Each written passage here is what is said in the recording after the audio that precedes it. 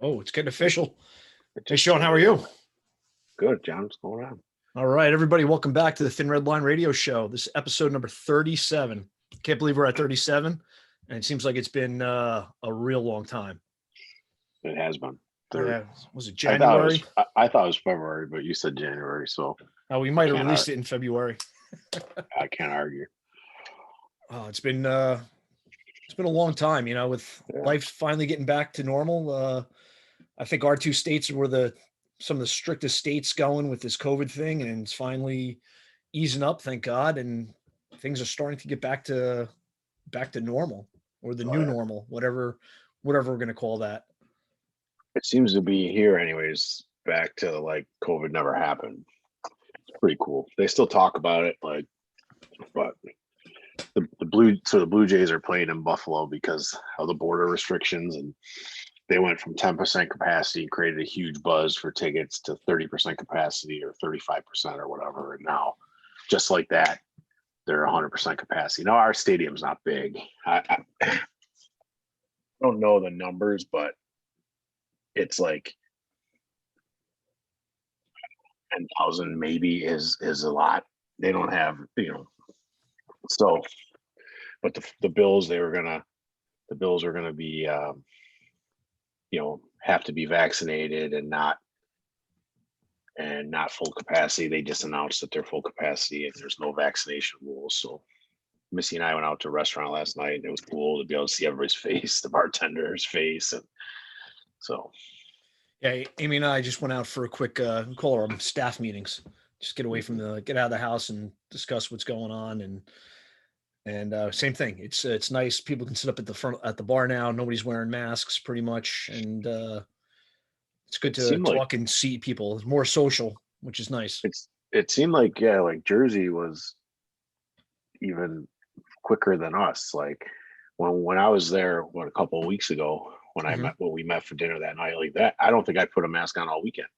I walked into the hotel with one just to be safe, and I said to the kid behind the counter, I said, "Hey, what's the deal with these?" He's like, we're not enforcing it." I'm like, "Great." So uh hopefully we've turned a corner and can get back to normal. But the kids finished up. Neither of my kids had to take exams because of the way they did it, because of the abridged schedule this year. I guess if you passed the class, you didn't have to take exams. Grace took a few in class because she had some AP stuff that she was taking, but the kids are all done with school. School sports wrapped up Monday, and right back into the, travel ball, travel softball, travel baseball. Out of town this weekend in Syracuse for travel baseball or travel softball with Grace. So boom, right back into the mix. So And basically, that's what we're going to be talking about today. We're talking about routines. Like for me, my daughter graduates high school tonight. School for my littlest one, my youngest one, finished yesterday. So, but again, you're back into your sports routine. We're into a summer routine, and that's what we're going to concentrate on talking about today. Talking about routines, stuff that we do for work, our exercise routines if we have one, or we're trying to start or get back into it. Talk about family and some of maybe our pre-work routines, for the career side as well as the volunteer side. How do you set your gear up? Do you have your stuff set a specific way? We've talked about that and touched on it, and we'll come up with a quick drill at the end. Between now and then, Sean will come up with something. oh And yeah, it's great. well, I open the intro, so you get to do the quick drill. I don't think like that. Oh, come on. Anyways, go ahead. So other than that, I know you were down here for was it taking it to the streets, Eckerd Fire Tactics a couple of weeks ago. It was great to see you. I haven't seen you in a long time. Yeah, it was a couple of weeks back. First, was it the first week in June? I think we were there. Yep. Good event, hot as hell, but it went really well. Yeah, it was a lot of fun. A lot of students. I think we had 90 some students, and which is a lot. But for that building, if you're familiar with that building, it's very small. But we made it work. And it was a successful training weekend. It was good to see you.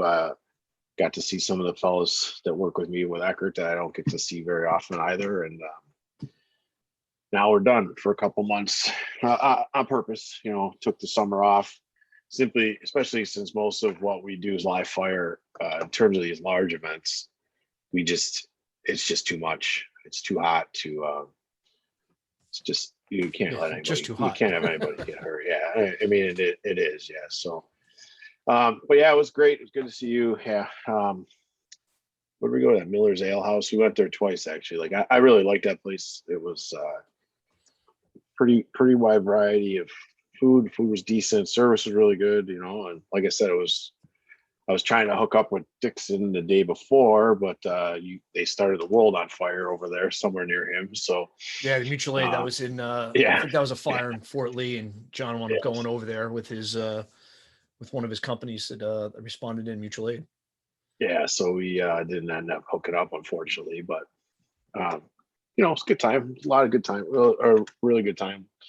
Students seem to enjoy it, but yeah, and it was good to see you. And we got to meet West Coast Steve, one of our new guys who works. Sacramento.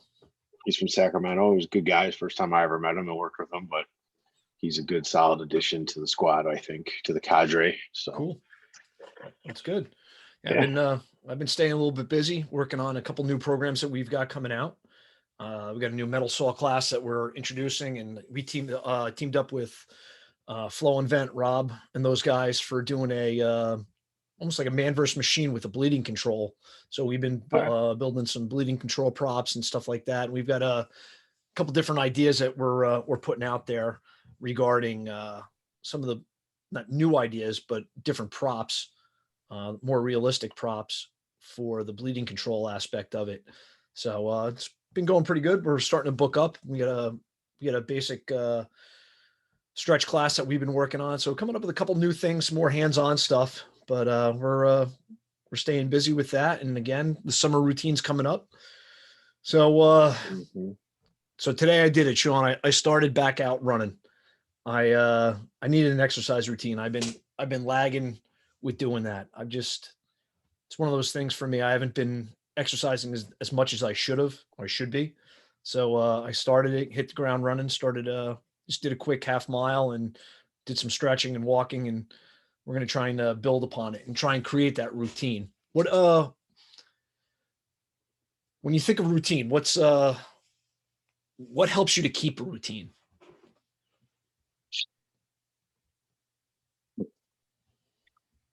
Good question, because we haven't been awesome at keeping routines.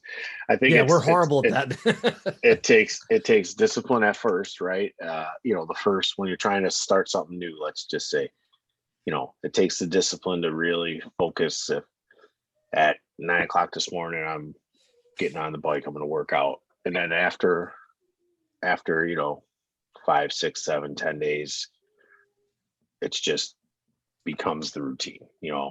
It's no different than getting up early. You have to suck it up and get through it to get it started, and then deal with the peaks, deal with for Pain. example, trying to set a routine. Well, yeah, but trying to set a routine at work. So for example, tomorrow I'm back on shift tomorrow morning. Rig checks, blah blah blah, paperwork, coffee, 10 o'clock drill, shop for the meals, maybe drill in the afternoon, whatever. Workout at 4. We've been doing some group workouts with the guys. It's been a lot of fun. But all it takes is one thing to throw off that routine, and then you can just let it go, right? So you have to be dedicated enough to keep pushing, and if something happens where you miss out, you just gotta, as soon as you get a chance, you gotta make it up. So creating a routine is hard, and you have to stick it out. I guess that's the long answer to your simple question. And again, it's like a loaded question. It's not so simple. I think you have to have realistic goals at first. Like, I'm not going to roll out of bed and it's like, hey, I'm going to go do a half marathon, or I'm going to do a marathon today, or even break it down to a 5K right off the bat. Mm-hmm. Hey, you gotta crawl, walk, run. We talked about this with training and everything else, anything Yeah. new. So I'm in my crawl stage. I'm starting to build it up and work on just getting my half mile in, and then I'm gonna build from there. One of the bigger things is the accountability. I think working out with a group like you said, Sean, is a great thing Mhm. because if you're not feeling it that day, maybe you got another guy that's into it that wants to do it, and they're gonna pull you along. Amy and I, my wife and I, just signed up to do the Tunnel to Towers in September. All right, cool. So that's one of our motivations. We're gonna work together to get to doing that. And there's a large group from our area that actually creates a giant team, and they bust people in to this event and stuff like that. So that's part of that accountability and setting that realistic goal, making sure other people are there to help you out and you're there to help them out. But I think that's the smartest thing. Have a realistic goal. Don't think that you're going to come out and just weight training. I haven't gotten into the weights in ages, but I'm more cardio and some lightweight stuff like that. But you got to Mhm. build from, you know, smallest up because you're going to hurt yourself if you don't. Oh, for sure. But work's always got routines, right? We got to be there. What time do you get in for what time do you have to be at work by?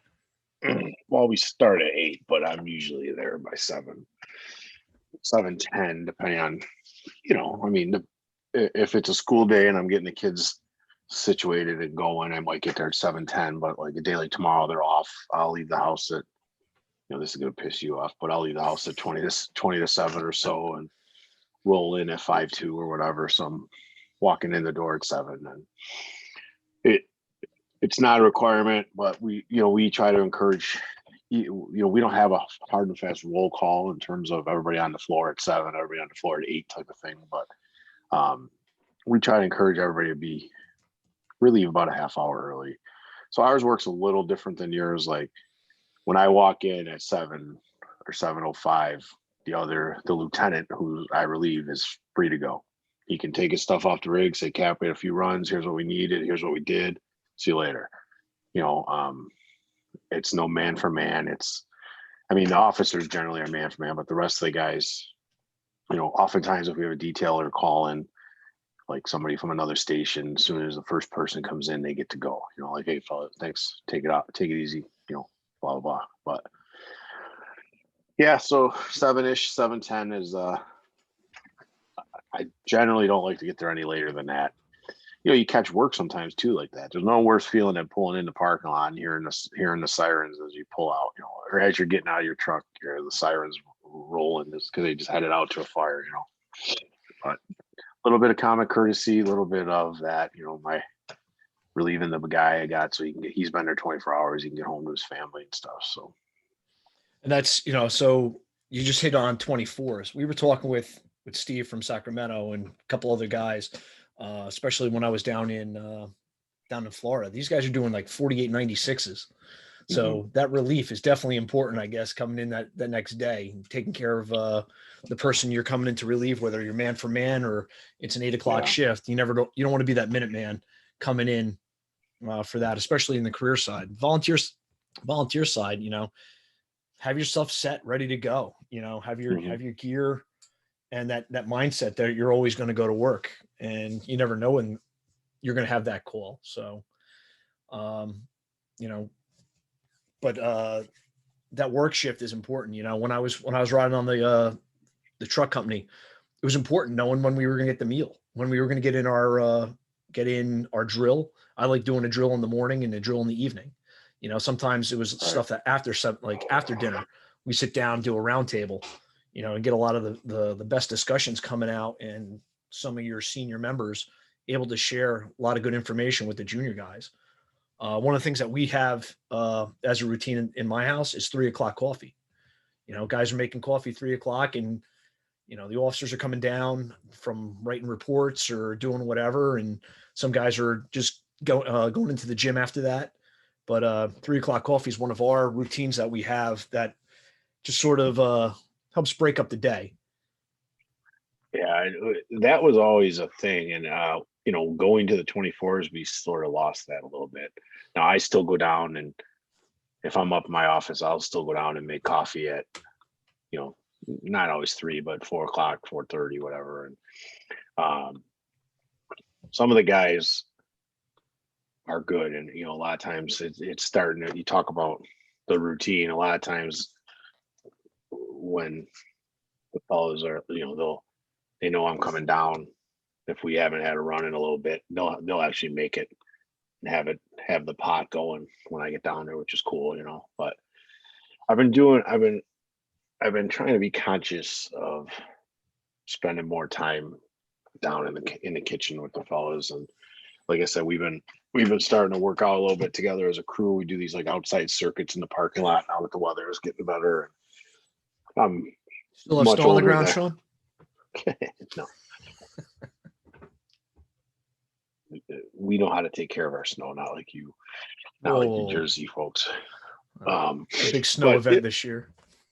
yeah, so it's routines are hard and they're important, and people that there's certainly a time and a place to just kind of fly by the seat of your pants, but you have to have a routine for stuff that's important, because it could just go by the wayside. Like I said, if I don't go in tomorrow with a plan for what we're going to drill on, then before you know it, by the time I get done weighing the votes with the guys, oh, what do you fellas feel like working on? What do you think? It's over, and we don't end up doing it, or we catch a run, or we catch some mandated training, and then it's over. So routines tend to help out and take care of that naughty word or that bad word, change, that firemen don't like. It's funny, like firemen don't like change, but what's our job about?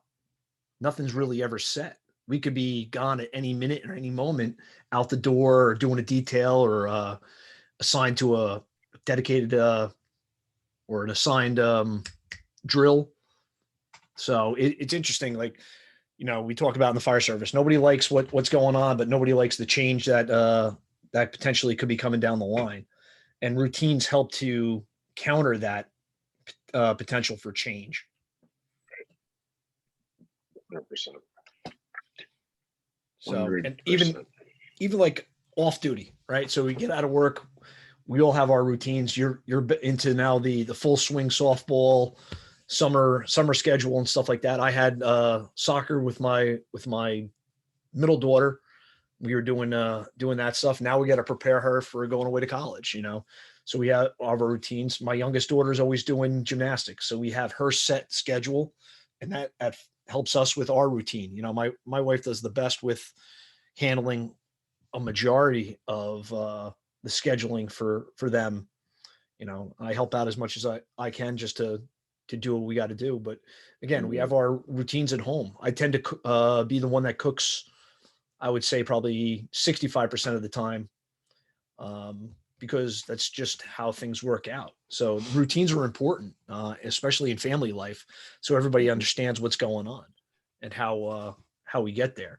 Sean, you going away for vacation this summer? That's a funny, Building in a routine. Interesting, finger quotes vacation, right? So we're out of town this weekend for softball. Not really a vacation, but I do enjoy it. Ocean City in 2 weeks or in 3 weeks. In Maryland, we're going for softball. Yeah. Nice. But Missy's going, so we can't. Unfortunately, the four of us can't go. Grayson and Missy and I are going. Kieran has his own tournament, so my father-in-law is going to take him. And that I think we kind of foregoed. Oh, that's the right term, but we kind of postponed summer vacation because we are going to New Orleans over Thanksgiving. So nice. We're going. The 6 of us are going to New Orleans. We're leaving the day before Thanksgiving, coming back. So I think it's the 25th to the 30th, or 24th to the 30th of November. The Bills play in New Orleans on Thanksgiving night. You going to the game? No, so we're not going to go to the game. Like we really debated, but I mean, this trip's expensive as hell. Like the flights were. I think it's probably because the Bills are playing, it was so expensive, but the flights are $5 something a piece. And the tickets to the game would have been $250. So there's another $1,500 just to go. Like, be annoyed because everybody sitting around us are Saints fans. You know what I mean? Like I think our plan is to find a Buffalo bar. And I mean, there'll be thousands of Bills fans there. To find a Buffalo friendly bar or something. And I mean, the option still exists to go, but I have a person that can get us tickets, but they're like $240 a piece. And I just can't, I don't know. It just seems like I don't know if the older boys might go, but they're both gainfully employed, so they can pay their own way if they want to. But we took care of the airfare and the hotel and stuff. But so that's the vacation so far that's on the docket.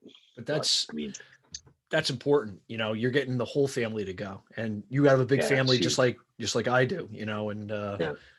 I'll let it slip. I don't think my daughter's going to hear, but we're doing a graduation party for my daughter on Saturday, and my son that's coming up from Florida. She doesn't know. It's going to be a surprise, our Awesome. oldest. So it's family is huge, and having that continuity of everybody being able to get together and do things. We're looking to go to the Jersey Shore. We'll go down to Long Beach Island in the middle of July, which we haven't done in a couple of years because we've just been busy with other things. And last year obviously was a wash because of COVID, and it is what it is. But it's good that to get that downtime and being with family. Family time is huge. I come from a big family, and we normally do a giant Christmas. My dad's side of the family, he has 5 other siblings, and all those siblings have children, at least 1 or 2, and pretty much most of them are married with kids on their own. So we have a huge, I think we're in like the 70s amount of people that come to we call it the Haywick Family Christmas. And we're actually doing Christmas in August. Everybody getting together. Yes. We didn't do Christmas this past year because of coronavirus and all that other stuff. And so now we're all getting together, and it's that return to normalcy and that routine. We look forward to seeing that, because sometimes I don't get to see my cousins or as much, maybe one time a year, but now getting into that routine of seeing family again is definitely a game changer. This past year was rough. We've talked about the coronavirus and talked about me being sick and dealing with stuff at work and the stressors. And it's crazy just seeing the emails come out of the school system about, hey, recognizing if your kids are not feeling right or depressed or having issues with it. I think that's everywhere. Everybody's more stressed. Everybody's more sensitive, and just leads to problems. But I think with everybody getting back to their pre-COVID routine, I think life hopefully settles out a little bit, because it's pretty turbulent. Oh, for sure. I'm hoping. My wife went back to work today, so they're doing a slow, like whatever Reopening. So 2 days. Well, she's been working all along, but 2 days this week she's in the office. 3 days next week she's in the office. And then I think August 8th maybe is they're full, everybody back, because that's when the new season kind of rolls over and kicks off, and they got to get ready for that. So kids are, as far as I know, are full-time, 100% full-time next year in school. So hopefully it's beyond us, Yeah, absolutely. And like you said, now it's interesting with having 2 kids in college. Colleges are mandating the shots and stuff like that, and we're not going to get political into that stuff. But it's just, I think you're right. I think it's beyond us. We've know how to handle it, and we're working towards getting back to where we were pre 2020. Getting into that, and we're looking forward to going to Firehouse. We'll be there in September. We've got our class that we're going to be teaching our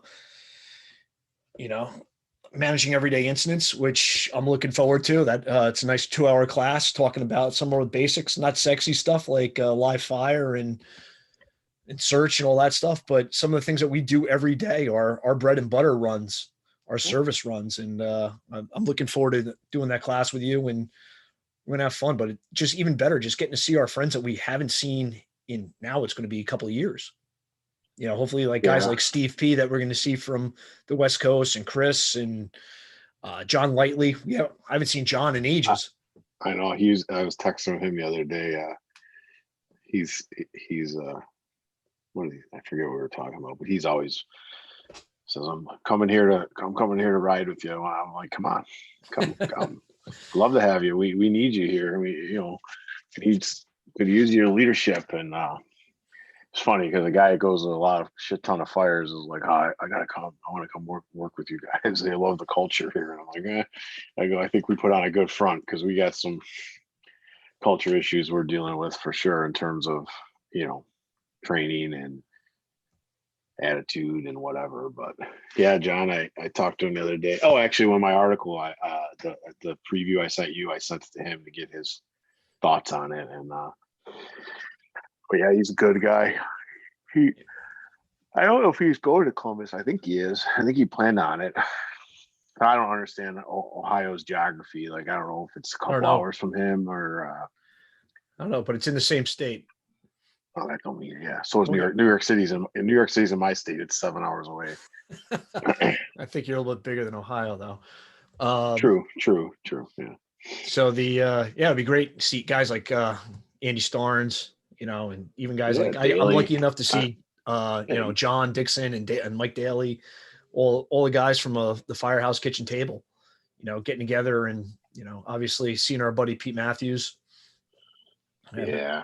I spoke with him the other day. We were talking about the that new electric fire truck. He went to go see that Oh, really? Yeah. being demonstrated, and we were talking about it, just seeing how it's going to work and how what's going on with it. But it's going to be good to get together. It's almost like that reunion. We talked about Hmm. that at the other conferences, such as fire engineering. It's great. You see guys once a year, and you look forward to that routine of seeing everybody at these conferences, and basically starting right where you left off in that conversation for the last Hmm. time you saw the person. So Yeah, it's for sure. It's really for sure something I'm looking forward to. I'm gonna try to. So we both. Well, I present on Friday. Both of mine are Friday, but I'm gonna try to get there and take advantage of the whole week so we can maximize. I know Firehouse is a little different in terms of how much time they give you. In terms of how many nights you get in a hotel and all that. But I might. I'm gonna try to probably travel on Wednesday, I'd say, and stay through Saturday. It's only about 5-ish hours from here. I don't know if I'll drive or not. I think it's going to depend what happens with fuel prices. It gets to the point where if it's going to take me 4.5 hours to get there in an airplane, it's might as well just drive. Like that type of thing. yeah, That's if the you got to thing with lay Bergen. over someplace else, yeah, Yeah, no place in Buffalo. goes What direct. Buffalo? Not no place, but you know what I mean. Most of the places I travel to, like, it just doesn't make sense for me to fly. I flew to Philly, and I had to fly to. I think I flew to Detroit to fly to Philly. You know what I mean? Like, so I end up being on an airplane for five, or being gone for 5 hours. I might as well just drive, pop in an audiobook, and it's all said and done. It's cheaper. I mean, obviously it's wear and tear and miles on my truck, but I don't know. So Columbus, I'm still up in the air if I'm going to fly or if I'm going to just drive. Um, but I'm going to try to stay as maximize the trip. Yeah, I think the National Fallen Firefighters Foundation is doing something earlier, so I'm not sure if I'm going to be going out a little bit early, which would be nice. I know, my wife's coming out the end of the week, and my father is as well.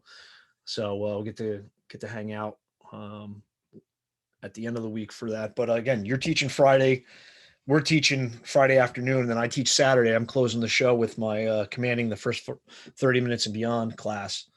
So I'm doing that from like 2:45 to like Yeah. 4:45. So it's definitely something that's going to be cool. I haven't done a big show like this. I taught at a couple of other smaller conferences, and we were just talking about that before. You got to make sure you get into that. Put in the one for North Florida. Yeah. Yeah, I just popped it up. Well, I set up a draft email here, so I'll remember to do it when I'm done. Good, good. That's a great little show. These little conferences are great. Stuff like you're doing with Eckerd Fire Tactics, and Yeah, that's all going these really other little well. ones. Yeah, we did a cool thing in Burgerfield this last time, and we just kind of did. Bob usually do a lecture, but there was no play. Last time we were in Burgerfield, it was dark, so it was easy. You popped up the screen. Well, now it's June, so it's not getting dark till 9 o'clock, 8:30, 9 o'clock. So we just kind of pulled everybody together and put the cooler in the middle, and Bob and I kind of talked through, his expectations as an engine officer, my expectations as a truck officer, and then Jay Urban, who I don't know if you ever met Jay, but Jay's a good dude, man, really solid. He got there, and we kind of pulled him into the conversation, and it turned into like a 2 hour, just back and forth between the three of us, and the students were engaged. And the cool thing about it was that there was a lot of engagement with the students. Nobody walked away. Nobody was looking at their phones. And it was a fun back and forth, a lot of bantering. Like I'm very much the good cop, bad cop sometimes with some of those guys, but it was cool, and I think the students really really responded, and so that's an option that we're gonna think about for the future instead of just pick a topic and just talk, almost like a round table, but with no, just let it happen.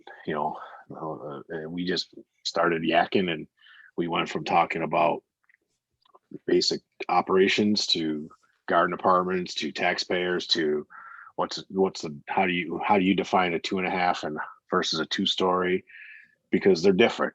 My 2.5 story frame is your 2-story, and your 2-story is my story and a half, just because of the way they're built, and it goes down to we're getting a little off the topic here, but it goes down to the jargon and the lingo and the language, that we talked about before. Like, there's no universal language in the fire service.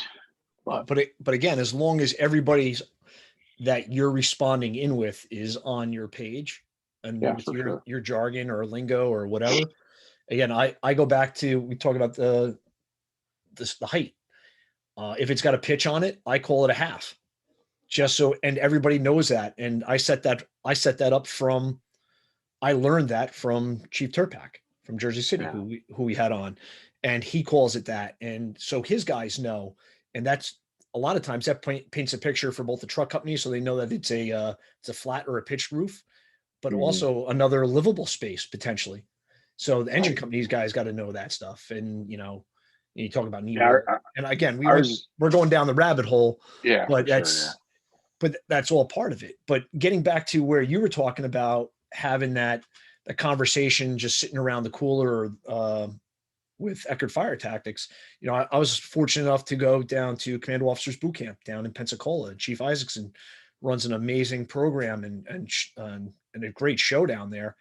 And some of the best conversations and a lot of the learning that occurred happens after the class. You're sitting around. They're fortunate enough to be right on the Gulf. Yes, it makes it easier. Pensacola. You're sitting around at the tiki bar there, and you're talking with guys from throughout the country. So you're getting different perspectives, and it's great to see guys like Chief Stone, both of them, the brothers, Shannon and his other brother, and we were, and we just talking, and I was able to meet up with Nick from North Florida Fire. Him and his wife came in, and Amy and I had dinner with them and their family the first night we got in. So it's great seeing people, but the conversations are so important, and the relationships you make at these conferences are huge. The networking, because I know somebody that knows somebody that knows somebody that we all know each other. And that's huge in the fire service. And I think these smaller conferences are an asset to the fire service, but it also helps with this routine. Again, getting back to that routine of going to conferences, getting outside your comfort zone, getting outside your department, create a routine of setting aside X amount of money each pay so you can set yourself up to go to a conference. It doesn't have to be an expensive one. It can be a smaller one that's closer, or you save up that extra money and just go to go to a big one. You know, Yeah. I'm hearing a couple of the guys are looking to come out to the firehouse. That would be awesome for my job because there's not many guys that do go to the larger conferences. Mhm. I try and promote that as much as possible, not the big conferences, but the smaller ones, but even outside training. Get outside of your 3.2 square miles, which is the size of my city, and take classes.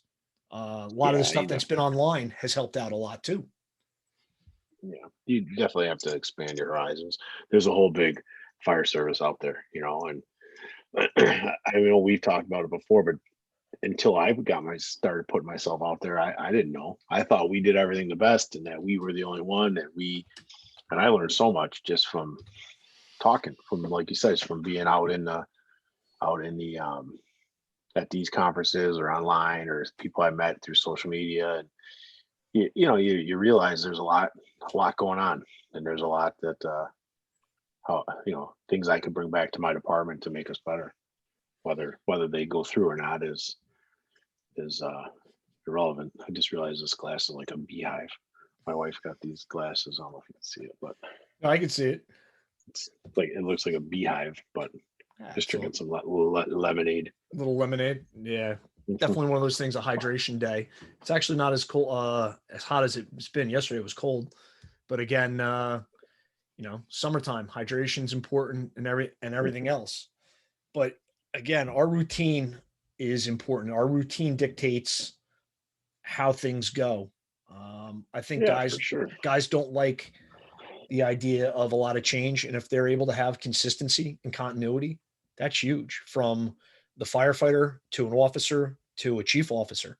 I don't want to come in and have 8 million changes thrown at me when I walk in at 8 o'clock in the morning. If I get an email the night before that says, "Hey, this is a special detail. We got this going on," but no matter what, we roll with it, and that's what we do in the fire service. You Oh, know, for sure. um, But yeah, and that's the thing. I know we're probably getting close to wrap up here, but you know, if you don't have a routine, work on developing one. Like like you mentioned, John, your routines are more than just when you get to the station. You have a whole thing you do the night before. Again, my day is my station is 8 miles from my house. It takes me 15 minutes to get there. So it's a little different than if you have, 40-minute, hour drive, hour and a half drive, like some places and parts of the country. But, very much so I pack the bag and bring some whatever's, in the wintertime, I'll bring some soup, some tuna, things like that in case we don't get out in time to get the meal or whatever, and granola bars or kind bars or whatever. But you get it all set up the night before, ready to go. So in the morning, I make my coffee and head out. But then when you get to the station, that's the routine that really matters. And if you don't have one, I encourage you to start to develop one. so regarding that, even so, let's talk about the volunteer side a little bit. Is having your stuff ready to go, having your gear set, whether you have a gear rack, having it set for the next alarm. Come back from your last run or your drill, have your stuff ready to go. Have it accessible for speed. All right, we talk about drills in rookie school about how quickly you can get dressed. Well, Hmm. when was the last time you did a speed drill? Maybe that Yeah. maybe that'll be our drill for today when we're talking about do your speed drills. Figure out how fast you are. And again, that routine. We had that routine down when we were rookies. Now we're probably a little bit older, a little bit saltier, but how fast can we get dressed? All right. Again, Yeah. we're And not supposed to be that's, getting dressed on the rig. You're supposed to be getting dressed before. But go yeah. ahead, Sean. Well, that's an interesting point with I don't think of in the volunteer world because, you know, but yeah, you already have the delay, right? You're sitting in your house or you're in your backyard or you're at your job if it's in your district, and now the alarm comes in. So your turnout time, we strive for less than 1 minute. Well, that's nearly impossible if I have a 3-minute drive to the station. So you're right. Having some type of, I'm not familiar with how it operates, but having some type of setup so that the second you get in that door and check in, the bare minimum delay, if it is having gear racks set up with everything on it, having whatever you need that might need to require you to lock up with you in your vehicle so you don't have to start dealing with unlocking lockers or whatever. But yeah, for sure. I didn't even think of it on the volunteer side of things. Yeah, I was at work the other day, and my volunteer department just caught a structure fire. Good knockdown, good stop, and they were lucky. If somebody didn't see it, see the smoke condition prior to the fire breaking out outside the building, Mhm. it would have been a different story. They had just basically room and contents with a little bit of extension, and guys did a nice job knocking it down. I was talking to my father, who's first due. My dad's back and driving now. Had Oh, his nice. shoulder surgeries done. He's all rehabbed, and he's telling me he was driving the first due piece going in. I'm like, I love Awesome. my dad. 70 in his 70s. I won't put it out there, but he just had a birthday. Actually, his birthday was yesterday. Oh yeah, So right. I saw that online. it's great to see the passion in him still, and loving that he's back driving. And they changed, our department changed it up, our company changed it up, that we're putting our quint first due. So we have a 75-foot straight stick with a pump on it. So Hmm. and again, as he's rolling down the road, he's like, I'm thinking, all right, how do we pump this? And how do we make sure we get the aerial device, got a placement? And it's funny, like, again, down the rabbit hole, but placement of a quint is different than placement of an engine, especially if it's first due. You got to make sure you get the right side for the truck work, as well as a good stretch for within the stretch of the engine. So, Yeah, but I it but hear it's you. definitely good. We have to change our routine. We have to get back into, me and you, trying to at least get every month or a month and a half for trying to record, and it's Yeah, good. I I think we think we'll can be do good. that. I got my brand new iMac, so I look good for everybody. I'm telling you right now, that's a I crisp. need to That's a crisp. I need to shave, but Crisp I don't picture know what right it. there. It must have one. Well, I can't see because I don't have my glasses on. But I don't know what this filter. It must be one of You those look so filters much that smarter. the kids use. Like I don't know why the fuck all that gray shit's on my face. But It's called experience, I thought, right? yeah, yeah. But no, so blurred the background so you can't see the. You know, The there might be house. some shoes laying around. Yeah, I put this in the living room, figuring You're not in it's the basement. no. Well, my wife's been using the basement now that she's been again now that she's back to work. Things will free up, but so all right, pal. Well, let's set it up and be more consistent for sure. And so I guess if Absolutely. we mentioned a quick tip, quick, but if there's one, come up with a work routine. Come up with something when you get in, more than just walking up, setting your stuff. So a good one is I ask people a lot, and I notice a lot. Most of the time, at least that I notice, when people check their packs, right? They turn them on, they set their mask, get everything, turn the bottle on, and you're ding ding ding. Then they let it set till the pass alarm starts to go into pre-alarm. Then the pass alarm rings. They clear the pass alarm, shut the bottle off, bleed it out, shut it off. Boom, it's good to go. But they never Never throw their breathe it. mask on. Never throw their mask on to take a breath. And the interesting thing, so I actually said something one day. I said it's interesting to me that to one of the firefighters, I said it's interesting to me that you made sure your pass device worked, but you didn't make sure your MMR worked. He's like, yeah. I said, well, if your MMR works, there's a lot less chance you're going to need your pass device to work. You know what I mean? I said, or if you get in the building and your MMR doesn't work, you're not going to make it that far. You're going to get to the door and realize you can't breathe. I know, I never really thought of that. So don't be complacent. Don't just slap your stuff on the rig and say, oh, the pass device works great. I'm good to go. Take a breath. It helps you get your mask set. Um, you get your straps all set up for the day so you can leave the one loose or whichever side you use and go. And That's so, a whole nother drill, Sean. Some guys loosen everything up. You yeah, know, there's a cheat time. yeah.